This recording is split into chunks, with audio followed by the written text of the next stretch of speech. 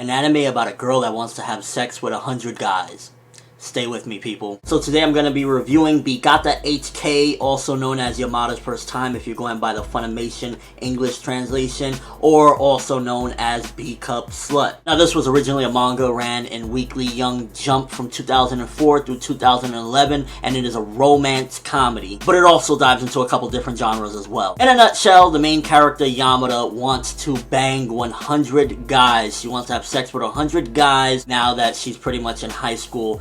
And to be honest with you, at first that sounds very raunchy and wrong, and it's just like, why is there an anime that exists that is about this girl that wants to have sex with 100 guys? But to be honest with you, the premise itself sounds very misleading. Because while this girl Yamada wants to have sex with 100 guys, and she has all these dirty thoughts and whatnot, at the end of the day, she's actually a very inexperienced virgin. So she'll have thoughts like, oh man, I want to ride him, this and that, but when it comes down to it, she has no experience and wouldn't know what to do and would probably get scared. But nonetheless, she runs into this guy Kosada, also known as a cherry boy, aka virgin, and wants to turn him out and make him her first. Some of the main characters in the series are Yamada herself, the main character. There's Kosada, the cherry boy, the male protagonist of the series. We have Kanajo, Yamada's pretty much rival. Takeshita, Yamada's best friend and pretty much the girl that has to hear all of Yamada's nonsense. And Miyano, the innocent girl that has a big crush on Kosada but is too afraid to pretty much confess her feelings. One of the main things I gotta say about this series is definitely one of the things that I enjoyed and I think was done very well is the characters themselves, because especially Yamada, she can pretty much get really extreme, and overall she just has this funny personality.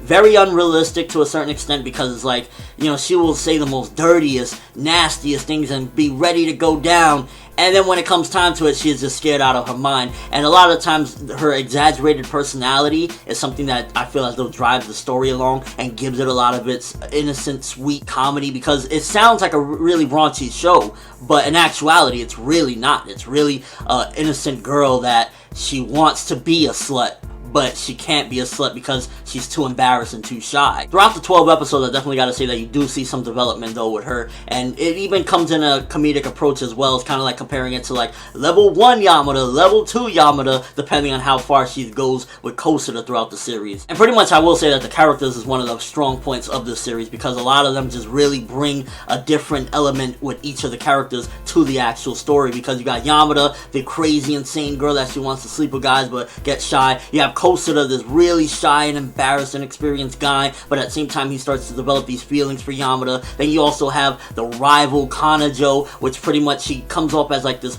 rich and innocent girl, but she's scheming to take out Yamada. You know, you have a lot of different characters that bring these really awesome elements to the show and just overall give it its value, because one of the strong points about this show is definitely the comedy and its little charm that it has. Because normally when you get a comedy, romance, or even a harem, it kind of comes off as really wrong, and there's a lot of fan service, and there's definitely a lot of fan service in this series, but I feel as though it comes off in such a different way because of Yamada and because of a lot of these people being inexperienced themselves. So it's just like more on the innocent side than on the raunchy side. But it does come off raunchy sometimes as well, don't get me wrong. Some of the best parts of the series definitely is the development between Yamada and Kosada, because Yamada was mainly looking at him from the get-go as, this is my sexual desire, I'm gonna get him, and then I'm gonna go after 99 others. But as the series progresses, instead of it being just like, you know, this overall mission, I gotta keep on doing guy after guy, it's really just her trying to pretty much lose her virginity. And she's so inexperienced and shy that it just comes off as funny. And the development between Yamada and Kosada is really where the good stuff gets going. So right now we have two strong points. We have the characters and we have the development between Yamada and Kosada. One of the weak points of the series is definitely, I gotta say, the length. It is a 12 episode series, and I feel as though it could have gone on for 24, 26 episodes, because there's a lot of story they could have told. Yamada's rival Kanajo comes in late in the series, and by that point you're kind of already used to this certain flow, so when she comes in, it adds a little bit of a twist, but it feels like it's so late in the series and you really don't get to see as much as it could have been, because they come up as rivals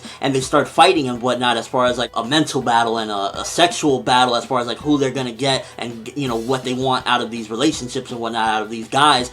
But it really just feels as though it's too late in the series and you could have used a lot more, but since there's only 12 episodes, it pretty much has to wrap up really quick. And that's definitely one of the weak points of the series. Since it's only 12 episodes, a lot of characters are left off with not much closure, and you kind of just wishing like, we could have had more. Even the girl Miyano that has a big crush on Kosuda and pretty much, wants to be with him, she never really gets anywhere, and in the end I feel as though a lot of characters are left without closure. But for what it's worth, I feel as though B Cup Slut, Gata HK, Yamada's First Time is definitely a nice little romance comedy, a break away from the norm, because this time it's actually a girl that is trying to be the dirty one and trying to get with the guys but is too shy, and normally it's vice versa, and you got a harem aspect as well, so it provides a lot of good stuff, but it just feels as though a lot of the time it's rushed, and it feels as though they could have used more episodes to flesh out the characters more and just give a little more closure for a lot of these characters, because even towards the end of the series it feels as though, damn, I wonder what happened to this one or that one. But again, a lot of the comedy does keep you going, and it's probably one of the funniest series I've watched. Now, as far as audio goes, I watched this series in English dub, and I gotta say that this was probably Funimation's most funniest dub I've watched in a long time. They pretty much nailed every character with a nice and different, unique voice, and at the same time they also come off as funny, and just all around they did a pretty good job with this dub for, a comedy romance, and they did a good job. Animation goes, since this is a comedy romance, there's really not much to depict in great animation and great detail, but for what it is, it does a pretty good job. Now, this isn't an action series where you need those big, beautiful 3D scenes or anything like that, but for what it does deliver, it's pretty decent. Animation overall, nothing to brag home about, but it does look pretty and nice. Overall, Yamada's First Time, Gata HK, is a break away from the norm, adds a little bit of elements, but it's definitely rushed and could have used a lot more episodes. I give it a 7 out of 10. Really wish we could have got a second season and got more closure to these characters, but for what they did deliver, it was pretty freaking hilarious and gave me a lot of enjoyment, and it even gave some development to these characters throughout the way. If you've seen Yamada's First Time, what did you think of it when you've seen it? And if you haven't watched Yamada's First Time yet, based off my review, will you be checking it out? Like I said, the summary will fool you, because a girl wanting to fuck 100 guys is something like, what? But I promise you, it's a lot more innocent than it sounds. But that's all I have for this review. Thanks for watching. Hope you enjoyed. Thumbs up for an awesome romance comedy, because the series definitely delivered a lot of different things, like the funny, the characters, and pretty much everything you would want in a little mini series like this. I'm ForneverWorld, and as always, people, have an awesome day.